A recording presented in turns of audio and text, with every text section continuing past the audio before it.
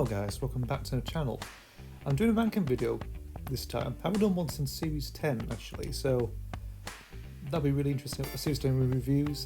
This one is actually going based on children's TV shows I've covered on the channel, of course, either through Park Nostalgia and Cassette Confessions, mainly through stuff I've watched on VHS back in the day. So this is it's a two-handed, it's two-parts this is. So I'm covering stuff from, like I'm talking about 26 shows, of course, but I've ranked them into like just a ranking system, of course, if you're familiar with it. So this video we'll talk about from 26 to 14 now. So let's not beat around the bush. So I've only seen these on VHS at the time, and some of them I've never. There's a couple that have never been mentioned or made a video of, either in Path Nostalgia or Second Confessions. So that'll be really interesting to cover on. So let's not beat around the bush. Let's get to it. So there's only 26 to go on. I'm excluding TV shows that appeared on compilations. So stuff like Winners Wish Mountains, Okie Doke, that sort of thing, are excluded from this ranking video. But we have quite a few to go through, so let's get to it. So in at number 26, we have got Cubies. Who remembers Cubies? An odd show, really. Sort of educational show, problem-solving show, free animation, which is heavily dated, and there's weird cubes as well. Like you have a pink one, an orange one, a blue one, and a red one, a yellow one. And they've got like some weird adventures involving. Well, they've got weird adventures of just involving anything else really. The only things I can definitely remember from this series are one, they get stuck in a maze. I think, they sort of transport themselves to a maze and try to figure out where it is. There's also another one that I sort of definitely remember, which is when they're in this music place, like a music hall or something like that, or some weird world music, and they've got this spiral staircase made of piano keys. So yeah, it is weird imagery in that one. Why it's ranked down below is because it's just not very interesting. It's heavily dated. It's quite gassy looking to watch. If you look back on it, it's like, does anyone actually ever really watch this show? I do want to VHS of it, but I never wasn't too sure what it was really. So I can't really comment on that thing, like why it's never been included on Cassette Confessions. Nor Path Nostalgia. I think Path Nostalgia was different. It was a different thing with that one, really. But here we go. So that's Cubies at number 26. In at number 25, we have got Steady Eddie. So this is a TV show that my dad sort of got me on VHS when he was on a business trip many years ago, along with Jimmy Neutron Boy Genius, the movie, which I again had on VHS as well. Came for the same time. So this is sort of like the other tape that was sort of never meant. I think sort of might have been mentioned or not. I don't really know. I haven't really checked that Jimmy Neutron review for a while actually. So this show is not the best. Animation-wise, it's terrible, and it's very half-assed and cheap looking it is. And it's just like, I don't really need that sort of look. I mean, I saw a look back on it. I rewatched it recently just to get, when I was prepping for this ranking video, and I looked at it and thought, oh god, it's just not. It doesn't have a candle really, unfortunately. Very 2D, very flat animation. There's only one video I actually owned of it, and it was basically something to do with a friend of Eddie's or co-worker getting stuck in the mud, and the other one I remember is when he goes to London. He follows he meets up with a train or something, he heads to London. It's like, are you sure we're there yet and everything else? And I think like, oh, you're at London now or something. It's very bland storytelling that is really. And it's like, it's like really lowest to low really. Any Starbucks based, it's based on the HGV delivery company that's been going on for many years, of course, around the UK. I think they're looking for a TV series based on that sort of thing. And it's just like, it doesn't hold a candle, unfortunately, with this one. So that's why it's never been covered on the channel before until just now in this ranking video. So in at number 24, we have got Tractor Tom. Who remembers Tractor Tom? Who definitely does? Remember 3D animation? This is from like the early 2000s. This is. Cubies came from 96. Steady Eddie, I think, came from the late 90s, early 2000s. That did. I'm not entirely sure. Correct me if I'm wrong. And this one came on the early 2000s, about 2001, I think this did. The only sort of significant thing why it's ranked up a little bit higher is because it's got James Nesbitt in it. I think it's for the first series, really. I think the series I did see that he was in, I think. So it's a bit of a good plus.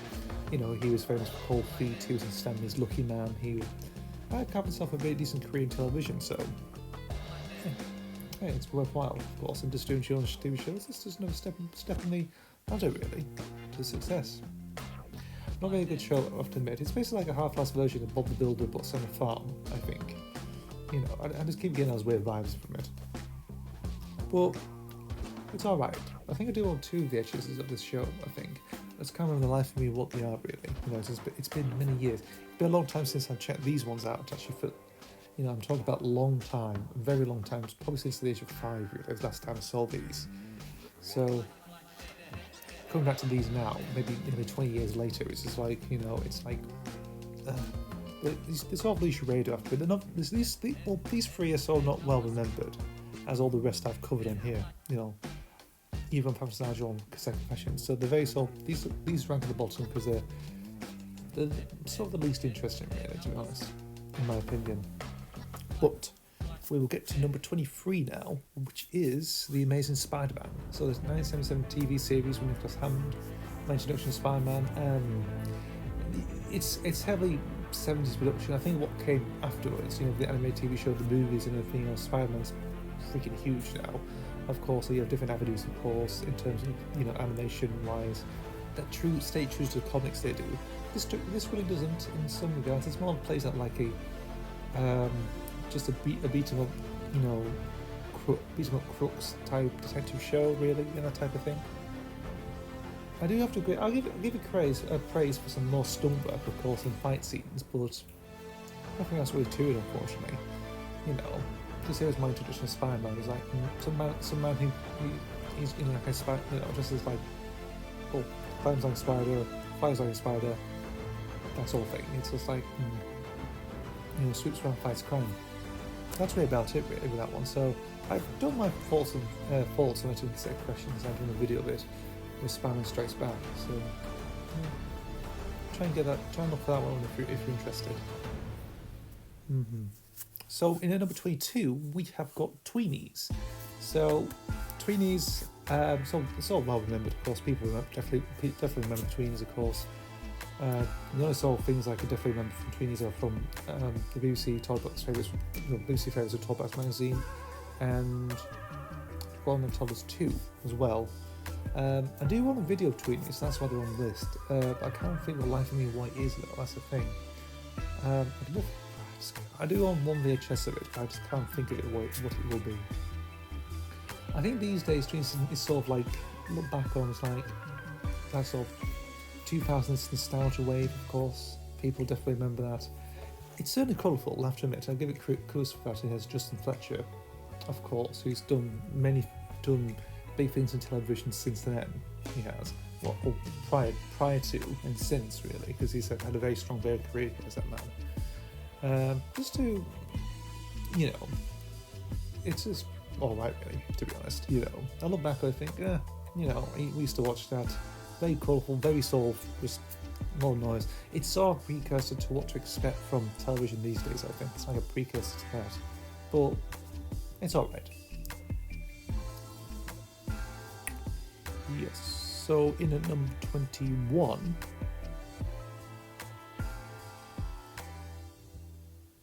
yes, Casper the Friendly Ghost. I'm just going to check the list again. Casper the Friendly Ghost. So the 1950s cartoon, which I've covered, of course, on Second Confessions. It's good, it is. It's very lovable, of course, very memorable in places. It's just that, you know, I tend to forget sometimes, really. Like, it's there, you know, it's actually, you know, of vignettes, of course, with Casper doing all sorts of stuff, really. Again, scaring, you know, being friendly, but also scaring a lot of people as well, because he's a ghost and everything else. You know, it's simple humor, simple cartoon stuff, really. But it's still good. But I think what else is on the list as well sort of trumps that, really. But it's still memorable, of course. In at number 20, we have got Tom and Vicky. So Tom and Vicky, of course, famous infamous show. I sort of debated whether to put this. It was originally meant to be it was actually between Tweenies and Casper Friendly Ghost, but we made it a bit, brought it a little bit more. Largely because I remember, because when I included on the now Children's Preschool collection, our compilation, our B-side compilation, of course, I included it in as a last minute thing. And there are some really good episodes on it as well, like when Love Backlash actually sort of chops away. That's a really good story, even though I don't own it. It's actually a pretty good story, because you have a brilliant voice cast, because you've got Richard Attenborough, Rick Mail, Tim Whitnell as well, Fleur. I don't know what her surname is, but Fleur something. Really good design-wise as well. Good music by Brian Daley, so it's worthwhile. It's a really good, so much animated TV show from the late 90s. I only had it on one VHS, but I don't remember watching that much. Well, not really. And the interesting thing is, because I do own it, I never actually watch it, so it's probably still wrapped, sealed, and everything. Like it's still in its cellophane wrapping, I think. Back in the day, probably still is actually, because I do own a few VHS to this time wrapping in. That like even my parents and myself have got for many years. That sort of thing. I think Jackass the Movie Saw Spirit comes to mind. It does. That's still cellophane wrapping. That's never been opened since the day it got released or bought. So that's pretty interesting. Interesting little fact there. But I've come to warm to Tom and Vicky a lot more really over time. It's still interesting, in terms of its, I think its design of the puppetry where I saw more interesting, its world, its environment, very sort of cushiony, situated type of environment. It's pretty good. Very sort of amazing, like escapism type thing. It's pretty good.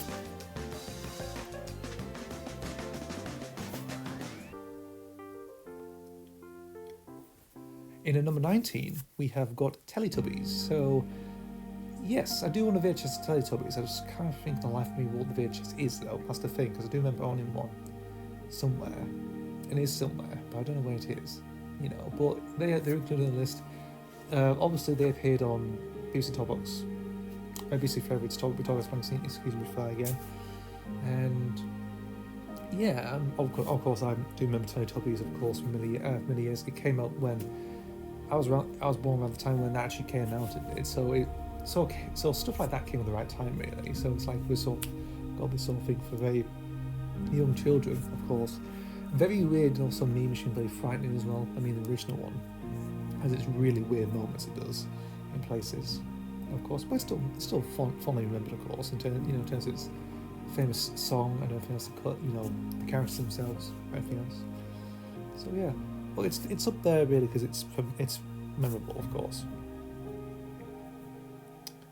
And yes, that's number 19. In at number 18, we've got the Magic Roundabout. So, obviously, infamous 60s TV show, of course, very famous, psychedelic imagery and else, great narration by Eric Thompson, of course, even though the version I talked about on Cassette Confessions was done by Nigel Planer, of course, who played Neil. He played, as a well-known actor, of course, and he does the stage and also the comedy circuit as well, of the alternative circuit, really. I just think it's memorable, it's really good. I've always liked the character Zebedee, really interesting character. They're all really good characters. I mean, Planer does a really good job with the animation, of course. It all works, but people prefer Eric Thompson, of course. I could see why, but that's from my introduction, really. So it's still good.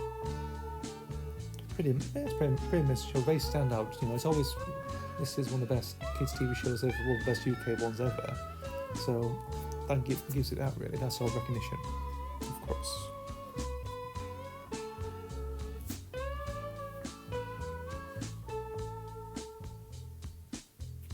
In number 17, we have got The New Adventures of Winnie the Pooh.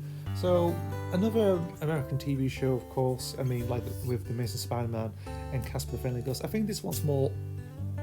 Why I rank this up more is because I do have fond memories of it. Because I grew up with Winnie the Pooh, of course, in terms of the books, a little bit of, in terms of and also the movie as well, the original 77 movie as well. So and also having like an animated TV show right from the late 80s, early 90s. It's pretty good. I mean, again, the thing, you have Jim Cummings as well, doing the great cast of Tigger and Pooh as well, which he returned to do in subsequent movies and the recent Christopher Robin movie as well. So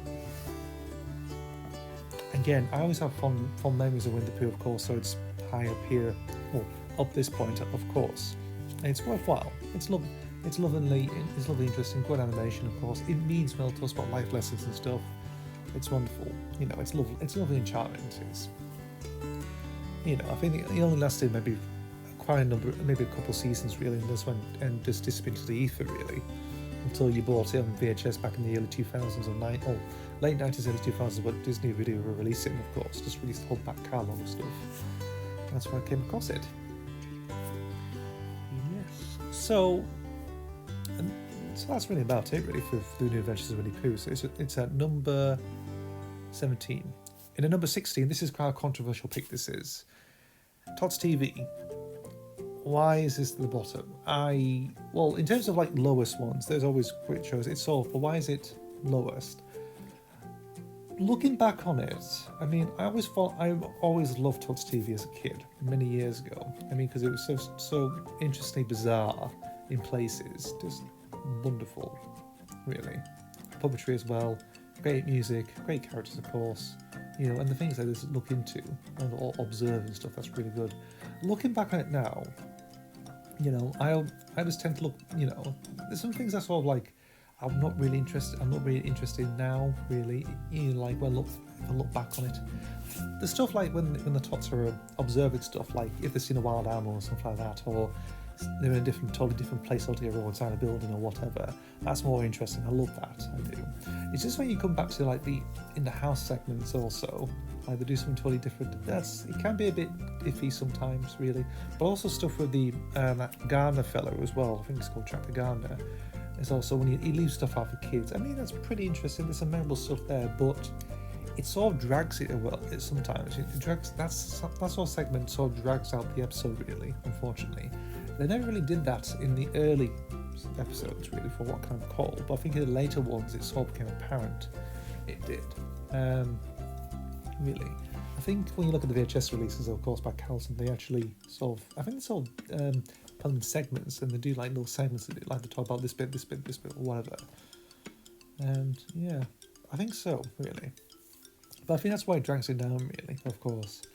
In terms of its program, over there, it's still a good puppet show, but it's at number 16 for a reason. And that's really the reason why, because it's padding and everything else, and also what else is included in it. The main stuff with the Tots and everything else, like just going around and stuff, that's still brilliant. I still love that, because it's the intriguing environment that you're into. Like, you think you're the same with the puppets. That you think, what on earth is that? What do you call that thing? This creature that we just seen? What this wildlife expert showing us or something? You know, that sort of thing, really. Yeah. That's really about it, really, Tots TV on that sort of regard. So it's at number 16. Coming on to number 15, getting close to the end of this video now. We have Sooty. Another, well, an old pop, you know, Sooty's been around for many years, maybe 70 odd years, of course. You know, there's two, the only sort of ones I fondly remember, of course, were the Sooty Show and Sooty and Co, really. But that's also I sort of fondly remember, of course. Also the live stuff as well that I do own, because I talked about the Easy Wizzy Let's Get Busy live video. Well, that's half an hour version of that, you know, that VHS, really. So I'm talking about that. So it's included. But stuff like Sooty and Co, I really enjoyed back at the time, really. I do own one VHS, but I remember going from a market back somewhere in Penrith, so it was never covered, of course, which was Sooty's Elastic Tricks, which I still have somewhere, you know, from 1996. Also, I do own a Sooty DVD as well, which I think my parents got me many years ago as well, which is what's that wet one? The front cover's got Sooty and Sweep in like a rubber ring, and they got snorkels and masks on, really. So it's stuff like Three Men in a Boat and seaside and water skiing and stuff, that sort of thing, really. But I think he's down below because he's not. It depends on the material, really, because, you know, in terms of, if I had VHSs of Sooty, very much like in terms of Sooty and Co, maybe some of the Sooty Show, maybe it could be a little bit higher. Well, It might have been a little bit higher. I'm not entirely sure about that one. The only thing that's sort of I don't really know, because there's plenty of stuff on here that sort of makes it well. It sort of drags behind a bit, really, in terms of its lovable slapstick humour as well. That's all works. And Corbett himself, Matthew Corbett, does a really good job. I always associate with him with Sooty, of course. I mean, people probably think of Harry Corbett. The younger generation will think of Richard Cadell, of course. But I think for us people growing up in the 90s, of course, we think of Matthew Corbett. We do. He's sort of our definitive puppet master for Sooty, really, to be honest. I definitely think so. So the Sooty is at place at number 15, and to finish off with the first part, of course, part one, of course. At number 14, we have The Adventures of Portland Bill. It's a lovely animated TV show. This is, very good. The theme song's fantastic. Because I just recently watched it recently, just for an idea for a compilation, which never came to fruition, or ideas for stuff, really. And I just remember watching stuff like the wind-powered vacuum cleaner. I love that episode. It's really good, fantastic. It's out there. It's 80s. It's lovable. Norman Roston's narration is fabulous. I love it. Really good. Gives that sort of gruffness to it, and he does like some interesting stuff with his voice as well. Doing stuff like Gromity and Ross and stuff. It just really works lovely. It does great animation, and everything else. I mentioned the theme song, really lovely. It is so. But it's a wonderful show. But there's a lot of other stuff. A lot of other TV shows. The other 13 rank higher in terms of what they've got, really. Portland Bill is fantastic. It is, even though I only one VHS of it. Fondly remember it, but it stands just at the cusp of brilliance. It does. Just at the bottom of the major 13 TV shows, really. But it's still a wonderful piece of television. I think, in my opinion, it's still wonderful stop-motion animation of the 80s, really. It's fondly remembered, of course, by people, of course. It's just there, really. It's a good show. So that's part one of the top 26 kids TV shows or whatever I saw on VHS during my childhood. I'll think of a name or something, like a title for the video or something. Just like I'm improvising along the way. And there we go. So that's part one. I'll see you for part two. Thank you, guys.